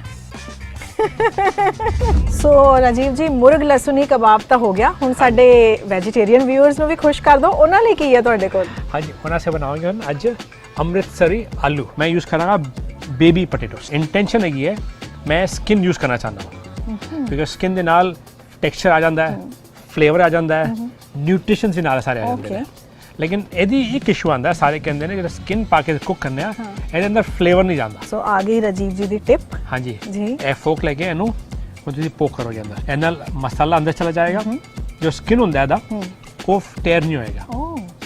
ਓਕੇ। ਸਕਿਨ ਹੁੰਦਾ ਕਿ ਜੇ ਪੂਰਾ ਆਲੂ ਜਦ ਕੁੱਕ ਕਰੀਦੇ ਤੇ ਅਗਰ ਅੰਦਰ ਸਟੀਮ ਚਲੀ ਜਾਂਦੀ ਹੈ ਤਾਂ ਨਾ ਸਕਿਨ ਥੋੜਾ ਟੇਅਰ ਹੋ ਜਾਂਦਾ ਹੈ, ਇਹਦਾ ਸਕਿਨ ਬਚ ਜਾਂਦਾ ਇਹਦੇ ਨਾਲ। ਹੁਣ ਪੈਨ ਦੇ ਵਿੱਚ ਆਪਾਂ ਪਾਉਣੇ ਨੇ ਭੁੰਨੇ ਹੋਏ ਆਲੂ। 2 ਚਮਚ ਦਹੀਂ ਦੇ ਪਾ ਦਿਓ, ਅੱਧਾ ਚਮਚ ਕਿਊਮਿਨ ਪਾਊਡਰ, ਅੱਧਾ ਚਮਚ ਧਨੀਆ ਪਾਊਡਰ, 1 ਚਮਚ ਅਨਾਰਦਾਣੇ ਦਾ ਪਾਊਡਰ, 1 ਚਮਚ ਕਸੂਰੀ ਮੇਥੀ, ਅੱਧਾ ਚਮਚ ਗਰਮ ਮਸਾਲਾ, 1 ਚਮਚ ਪੀਸੀਆਂ ਹੋਈਆਂ ਲਾਲ ਮਿਰਚਾਂ, ਅੱਧਾ ਚਮਚ ਧਨੀਆ ਪਾਊਡਰ, ਅੱਧਾ ਚਮਚ ਅਜਵਾਇਣ ਤੇ ਤੇਲ ਪਾ ਕੇ ਇਹਨੂੰ ਆਪਾਂ ਚੰਗੀ ਤਰ੍ਹਾਂ ਮਿਕਸ ਕਰ ਲੈਣਾ ਤੇ ਥੋੜੀ ਜਿਹੀ ਸ਼ੂਗਰ ਪਾ ਦਿਓ। 1 ਚਮਚ ਚਾਟ ਮਸਾਲਾ ਪਾ ਦਿੰਨੇ ਆ। ਚੰਗੀ ਤਰ੍ਹਾਂ ਹੁਣ ਇਹਨੂੰ ਮਿਕਸ ਕਰ ਲਓ। ਹੁਣ ਇਸ ਮਿਕਸਚਰ ਨੂੰ ਹਲਕੀ ਅੱਗ ਤੇ ਪਕਾਓ, ਫਿਰ 3-4 ਘੰਟੇ ਆਪਾਂ ਇਹਨੂੰ ਫ੍ਰਿਜ ਦੇ ਵਿੱਚ ਰੱਖਣਾ। ਹੁਣ ਇਹਨੂੰ ਆਪਾਂ ਆਪਣੀਆਂ ਸੀਖਾਂ ਦੇ ਵਿੱਚ ਲਗਾ ਲਾਂਗੇ।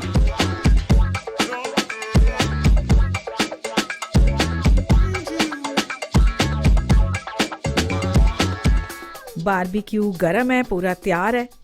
ਇਹਨੂੰ ਉਹਦੇ ਤੇ ਰੱਖਾਂਗੇ ਤੇ ਬ੍ਰਾਊਨ ਤੇ ਕ੍ਰਿਸਪ ਹੋਣ ਤੱਕ ਭੁੰਨਾਂਗੇ ਤੇ ਸਵਾਦਿਸ਼ਟ ਰੈਸਪੀ ਨੂੰ ਹੁਣ ਆਪਾਂ ਟਰਾਈ ਕਰਾਂਗੇ।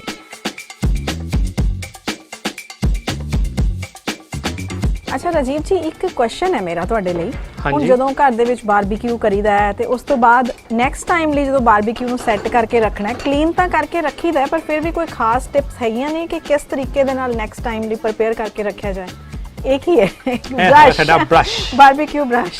ਇਹ ਮੋਸਟ ਇੰਪੋਰਟੈਂਟ ਚੀਜ਼ ਹੈ। ओके ਇੱਕ ਵਾਰੀ ਜੇ ਤੁਹਾਡਾ ਬਾਰਬੀ ਕੰਪਲੀਟ ਹੋ ਜਾਏ ਆਲਵੇਜ਼ ਉਹਨੂੰ ਕਲੀਨ ਕਰ ਰੱਖੋ। ठीक है। ਮੈਂ ਮੋਸਟਲੀ ਕਰਨਾ ਕਿ ਇਹਨੂੰ ਕਲੀਨ ਕਰਕੇ ਜਦੋਂ ਹੌਟ ਹੋਏ, ਰਾਈਟ? ਹਾਂ ਆਲਵੇਜ਼ ਲੈ ਹੌਟ ਹੋਏ। ओके। ਫਿਰ ਚਾਹੀਦਾ ਥੱਲੇ ਬੰਦ ਕਰ ਸਕਦੇ ਹੋ। ਹਾਂ ਇਹ ਗੈਸ ਬੰਦ ਕਰ ਦਿਓ ਸਾਰੀਆਂ ਤੇ ਜਿਹੜੇ ਹੌਟ ਹੋਏ ਉਸ ਨੂੰ ਚੰਗੀ ਤਰ੍ਹਾਂ ਕਲੀਨ ਕਰ ਲਓ।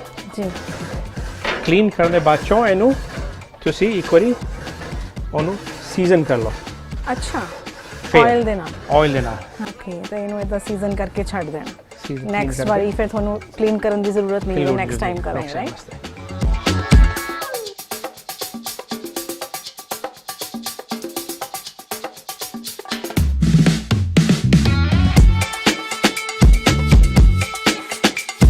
ਸੋ ਦੇਖਦੇ ਹਾਂ ਜੀ ਇਹ ਅੰਮ੍ਰਿਤਸਰੀ ਆਲੂ ਜਿਹੜੇ ਨੇ ਕਿੱਦਾਂ ਦੇ ਟੇਸਟ ਕਰ ਰਹੇ ਨੇ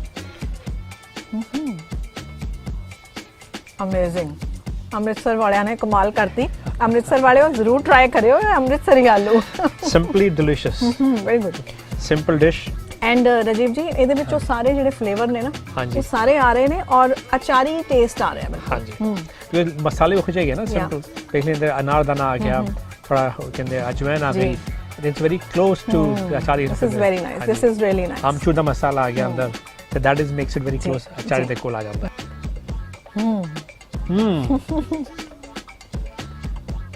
as you said potato soft ne flavors. ekdam flavorful very close to achari ਅਜਵਾਇਨ ਦਾ ਟੇਸਟ ਆਂਦਾ ਪਿਆ it's amazing। ਉਮੀਦ ਕਰਦੇ ਹਾਂ ਤੁਹਾਨੂੰ ਅੱਜ ਦੀਆਂ ਸਾਡੀਆਂ ਇਹ ਬਾਰਬੀਕਿਊ ਰੈਸਿਪੀਜ਼ ਜ਼ਰੂਰ ਪਸੰਦ ਆਈਆਂ ਹੋਣਗੀਆਂ until we meet again this is Jasmine saying goodbye।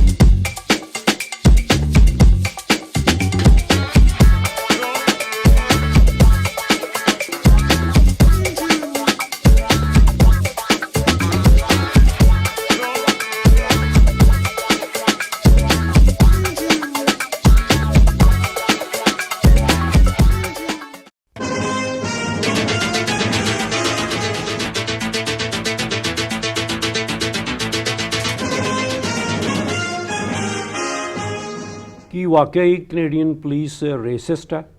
ਇਸ ਦੇ ਮੁਤਲਕ ਬਹੁਤ ਵਾਦ ਵਿਵਾਦ ਚੱਲਿਆ ਕਿ ਸਾਡੇ ਪੁਲਿਸ ਦੇ ਵਿੱਚ ਸਿਸਟੈਮਿਕ ਰੇਸਿਜ਼ਮ ਹੈ ਜਾਂ ਉਹ ਨਸਲਵਾਦੀ ਤੌਰ ਤਰੀਕੇ ਦੇ ਨਾਲ ਬਹੁਤ ਸਾਰੇ ਲੋਕਾਂ ਨੂੰ ਇਸ ਕਰਕੇ ਹੀ ਕਢਾ ਲੈਂਦੇ ਨੇ ਕਿਉਂਕਿ ਉਹਨਾਂ ਦਾ ਰੰਗ ਹੋਰ ਹੁੰਦਾ ਹੈ ਜਾਂ ਉਹ ਵੇਖਣ ਨੂੰ ਵੱਖਰੇ ਲੱਗਦੇ ਹਨ। ਇਸ ਦੇ ਉੱਤੇ ਪੁਲਿਸ ਕਿਵੇਂ ਆਪਰੇਟ ਕਰਦੀ ਹੈ, ਕਿਹਨੂੰ ਉਹ ਗ੍ਰਿਫਤਾਰ ਕਰ ਸਕਦੇ ਨੇ, ਇਸ ਸੰਬੰਧੀ ਅੱਜ ਗੱਲਬਾਤ ਕਰਨਗੇ ਸਾਡੇ ਨਾਲ ਮਸ਼ਹੂਰ ਵਕੀਲ ਬ੍ਰਿਜ ਮੋਹਨ ਜੀ। ਬ੍ਰਿਜ ਮੋਹਨ ਜੀ ਆਇਆਂ। ਹੈਲੋ ਜੀ। ਪੁਲਿਸ ਦੇ ਵਿੱਚ ਰੇਸਿਜ਼ਮ ਦੀਆਂ ਗੱਲਾਂ ਚੱਲਦੀਆਂ ਨੇ, ਕਾਰਡਿੰਗ ਤੇ ਹੋਰ, ਪੁਲਿਸ ਕਦੋਂ ਇੱਕ ਵਿਅਕਤੀ ਨੂੰ ਗ੍ਰਿਫਤਾਰ ਕਰ ਸਕਦੀ ਹੈ, ਕਿਹੜੇ ਸਰਕਮਸਟੈਂਸਸ ਨੇ? ਹਰਜਿੰਦਰ ਜੀ ਇਹ ਗੱਲਾਂ ਬਾਤਾਂ ਅੱਜ ਕੱਲ੍ਹ ਦੀਆਂ ਨਹੀਂ ਜਾਂ 50-60 ਸਾਲ ਦੀਆਂ ਨਹੀਂ, ਇਹ 100 ਸਾਲ ਤੋਂ ਐਂ ਚੱਲਦਾ ਆ ਰਿਹਾ।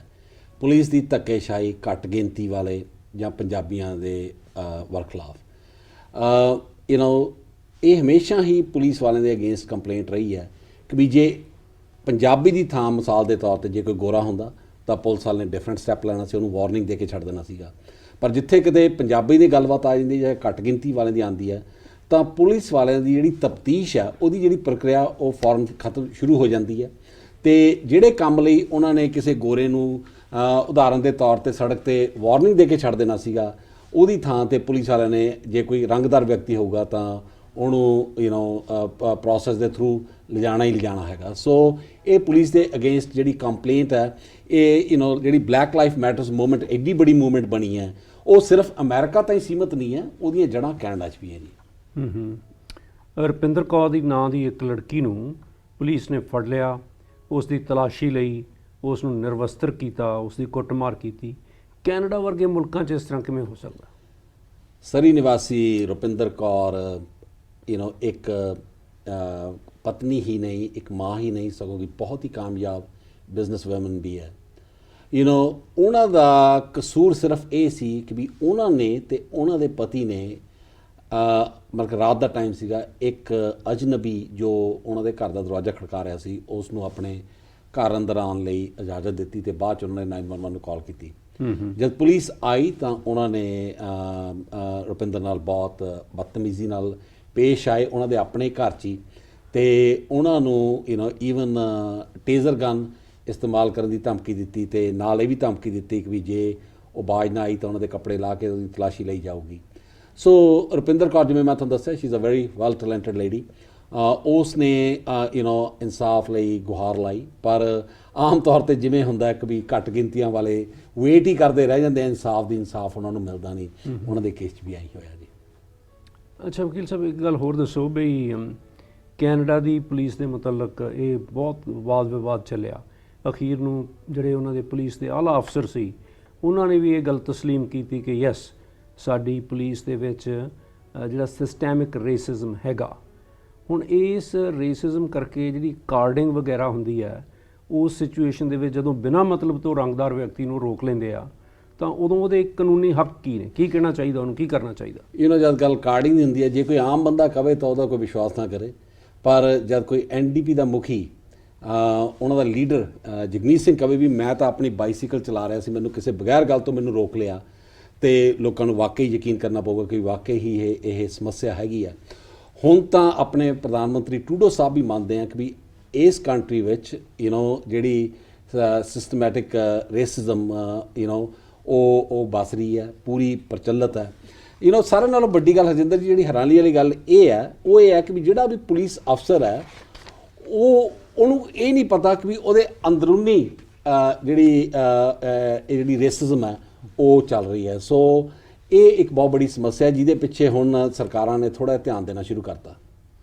ਦਵਿੰਦਰ ਸਿੰਘ ਦਾ ਕੀ ਕੇਸ ਸੀ? ਉਸ ਕੇਸ ਦੇ ਵਿੱਚ ਕਈ ਨੁਕਤੇ ਇਹੋ ਜਿਹੇ ਉੱਠੇ ਜਿਹੜੇ ਕਾਨੂੰਨੀ ਨੁਕਤੇ ਸੀ। ਹਾਂਜੀ, ਦਵਿੰਦਰ ਸਿੰਘ ਦਾ ਵੀ ਬਹੁਤ ਹੀ ਦੁਖਦਾਈ ਕੇਸ ਸੀਗਾ। ਕਈ ਵਾਰ ਲੋਕ ਸੋਚਦੇ ਆ ਵੀ ਸਾਰੇ ਕੇਸ ਸਰੀ 'ਚ ਹੀ ਹੁੰਦੇ ਆ, ਪਰ ਇਸ ਤਰ੍ਹਾਂ ਨਹੀਂ ਹੈ। ਬਰੈਂਪਟਨ 'ਚ ਵੀ ਹੈ, ਐਡਮਿੰਟਨ 'ਚ ਵੀ ਹੈ, ਕੈਲਗਰੀ 'ਚ ਵੀ ਹੈ। ਦਵਿੰਦਰ ਸਿੰਘ ਨੂੰ ਉਹ ਵੀ ਪੁਲਿਸ ਦੇ ਹੱਥੇ ਚੜ੍ਹਿਆ, ਉਸ ਦੀ ਹੱਤਿਆ ਕਰ ਦਿੱਤੀ ਗਈ। ਪੁਲਿਸ ਨੂੰ ਤਾਂ ਸੱਦਿਆ ਗਿਆ ਸੀ ਕਿਉਂਕਿ ਉਹ ਆਪਣਾ ਥੋੜ੍ਹਾ ਜਿਹਾ ਤੰਗ ਪਰੇਸ਼ਾਨ ਕਰ ਰਿਹਾ ਸੀ ਆਪਣੇ ਘਰਦਿਆਂ ਨੂੰ। ਉਸ ਦੀ ਘਰ ਵਾਲੀ ਨੂੰ ਨਹੀਂ ਪਤਾ ਸੀਗਾ ਕਿ ਵੀ ਇਸ ਕੰਪਲੇਂਟ ਕਰਨ ਨਾਲ ਉਹ ਆਪਣੇ ਘਰ ਵਾਲੇ ਤੋਂ ਉਹਦੀ ਜ਼ਿੰਦਗੀ ਤੋਂ ਹੀ ਹੱਥ ਧੋ ਬੈਠੂਗੀ। ਸੋ ਸਵਾਲ ਇਹ ਉੱਠਦਾ ਹੈ ਕਿ ਵੀ ਜੇ ਦਵਿੰਦਰ ਸਿੰਘ ਗੋਰਾ ਹੁੰਦਾ ਕੀ ਉਹ ਅੱਜ ਜਿਉਂਦਾ ਨਾ ਹੁੰਦਾ। ਸੋ ਇਹਨਾਂ ਗੱਲਾਂ ਬਾਤਾਂ ਦੀਆਂ ਹੁਣ ਜਿਹੜੀਆਂ ਸੁਰਖੀਆਂ ਬਣਨ ਲੱਗ ਪਈਆਂ ਮੀਡੀਆ ਵਿੱਚ, ਉਹ ਡੈਫੀਨੇਟਲੀ ਜਿਹੜਾ ਪੁਲਿਸ ਦਾ ਵਰਤਾਅ ਉਹਦੇ 'ਚ ਚੇਂਜ ਲਿਆਉਗੀ। ਜਸ ਕਮਲ ਸਿੰਘ 25 ਸਾਲ ਦਾ ਸੀ ਜਦੋਂ ਪੁਲਿਸ ਦੇ ਹਿੰਸਾ ਦਾ ਸ਼ਿਕਾਰ ਹੋ ਗਿਆ, ਉਸ ਦੀ ਮੌਤ ਹੋ ਗਈ।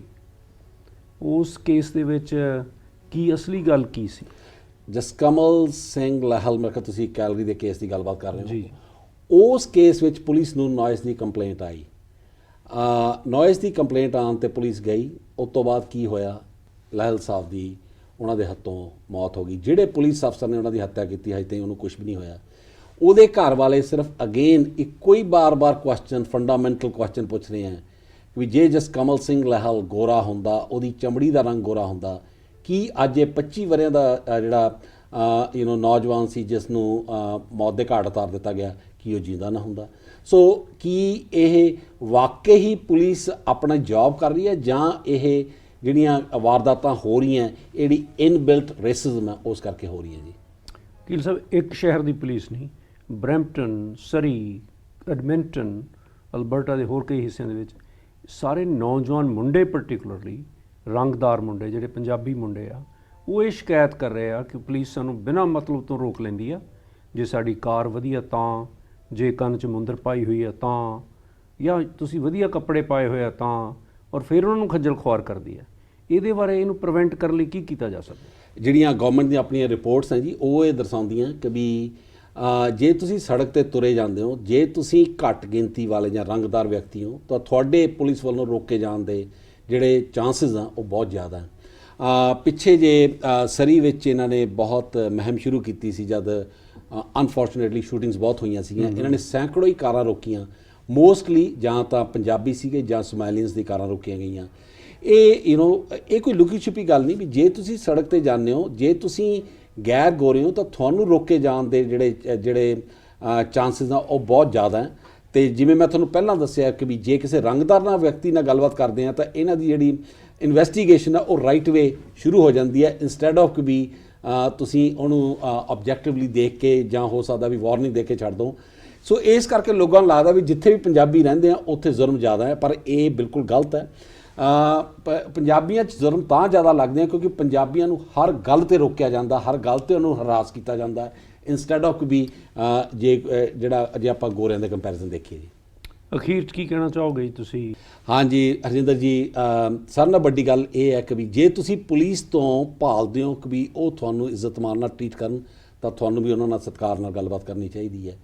ਦੂਜੀ ਗੱਲ ਇਹ ਹੈ ਕਿ ਵੀ ਤੁਹਾਨੂੰ ਆਪਣੀ ਜ਼ਿੰਦਗੀ ਕਾਨੂੰਨ ਦੇ ਦਾਇਰੇ 'ਚ ਰਹਿ ਕੇ ਇੰਨੀ ਵਧੀਆ ਬਤੀਤ ਕਰਨੀ ਚਾਹੀਦੀ ਹੈ ਤਾਂ ਕਿ ਤੁਹਾਨੂੰ ਕਿਸੇ ਵਕੀਲ ਦੀ, ਦਲੀਲ ਦੀ ਜਾਂ ਅਪੀਲ ਦੀ ਲੋੜ ਹੀ ਨਾ ਪਵੇ।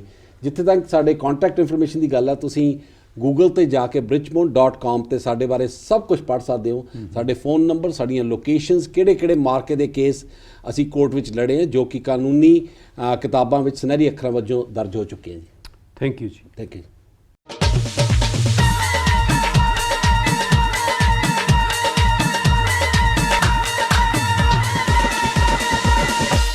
ਦੋਸਤੋ, ਇਹ ਸੀ ਸਾਡਾ ਅੱਜ ਦਾ ਦੇਸ਼ ਪ੍ਰਦੇਸ਼ ਪ੍ਰੋਗਰਾਮ। ਉਮੀਦ ਕਰਦਾ ਹਾਂ ਸਾਡਾ ਅੱਜ ਦਾ ਪ੍ਰੋਗਰਾਮ, ਸਾਡੀ ਅੱਜ ਦੀ ਕੋਸ਼ਿਸ਼ ਵੀ ਤੁਹਾਨੂੰ ਪਸੰਦ ਆਈ ਹੋਵੇਗੀ। ਪ੍ਰੋਗਰਾਮ ਦਾ ਸਮਾਂ ਸਮਾਪਤੀ ਦੇ ਨਜ਼ਦੀਕ ਹੈ। ਆਖਰ ਦੇ ਵਿੱਚ ਆਪਣੇ YouTube ਚੈਨਲ ਬਾਰੇ ਇੱਕ ਵਾਰੀ ਫਿਰ ਤੁਹਾਨੂੰ ਦੱਸਦੇ ਹਾਂ ਕਿ ਦੇਸ਼ ਪ੍ਰਦੇਸ਼ TV ਦਾ ਹੁਣ YouTube ਚੈਨਲ ਇੱਕ ਵਾਰੀ ਤੋਂ ਫਿਰ ਰਿਵਾਈਵ ਕਰ ਦਿੱਤਾ ਗਿਆ ਹੈ, ਜਿਸ ਤੇ ਤੁਸੀਂ ਦੇਸ਼ ਪ੍ਰਦੇਸ਼ TV ਪ੍ਰੋਗਰਾਮ ਵੀ ਵੇਖ ਸਕਦੇ ਹੋ। ਇਸ ਤੋਂ ਇਲਾਵਾ TV ਸੀਰੀਅਲ ਮੈਂ ਗੂੰਗੀ ਨਹੀਂ, ਇਸ ਨੂੰ ਆਰੰਭ ਕਰ ਦਿੱਤਾ ਗਿਆ ਹੈ। ਹਰ ਹਫਤੇ ਇਸ ਦੀਆਂ 2 ਕਿਸ਼ਤਾਂ ਅਸੀਂ ਅਪਲੋਡ ਕਰਦੇ ਹਾਂ। ਤੁਸੀਂ ਇਹ ਵੇਖ ਸਕਦੇ ਹੋ YouTube ਤੇ ਦੇਸ਼ ਪ੍ਰਦੇਸ਼ TV ਦੇ ਚੈਨਲ ਦੇ ਉੱਪਰ। ਬਲਜਿੰਦਰ ਸਿੰਘ ਅਟਵਾਲ ਨੂੰ ਅੱਜ ਦਾ ਪ੍ਰੋਗਰਾਮ ਖਤਮ ਕਰਨ ਦੀ ਇੱਥੇ ਹੀ ਇਜਾਜ਼ਤ ਦਿਓ। ਅਗਲੇ ਹਫਤੇ ਤੱਕ ਸਤਿ ਸ੍ਰੀ ਅਕਾਲ। ਇਹ ਮੌਸਮ ਨੇ ਮੌਸਮ ਬਦਲਦੇ ਹੀ ਰਹਿਣੇ, ਚੱਕਰ ਅਨੋਖੇ ਨੇ ਚੱਲਦੇ ਹੀ ਰਹਿਣੇ, ਇਹ ਚੱਕਰ ਅਨੋਖੇ ਨੇ ਚੱਲਦੇ ਹੀ ਰਹਿਣੇ। ਮੈਨੂੰ ਆ ਕੇ ਪੁੱਛਦੀ ਹੈ ਭੜਕੀ ਹੋਈ ਟੋਲੀ, ਤੂੰ ਲਿਖਣਾ ਕਿਉਂ ਚਾਹੁੰਦਾ ਦਰਖਤਾਂ ਦੀ ਬੋਲੀ। ਮੈਨੂੰ ਆ ਕੇ ਪੁੱਛਦੀ ਹੈ ਭੜਕੀ ਹੋਈ ਟੋਲੀ, ਤੂੰ ਲਿਖਣਾ ਕਿਉਂ ਚਾਹੁੰਦਾ ਦਰਖਤਾਂ ਦੀ ਬੋਲੀ।